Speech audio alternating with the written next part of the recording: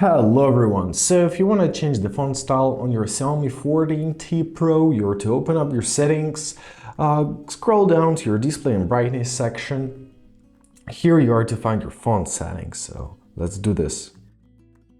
So here we only have two choices, Mi Sans and Default.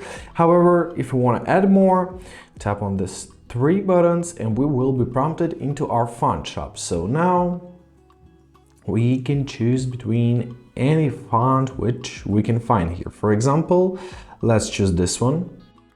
All right, press download and press apply.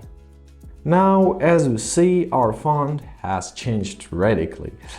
So to go back to your original fonts, once again, go to your display and brightness, font settings, and choose a default. Now, as you see, it was applied automatically. I hope this video was helpful. Thank you so much for watching and have a great day.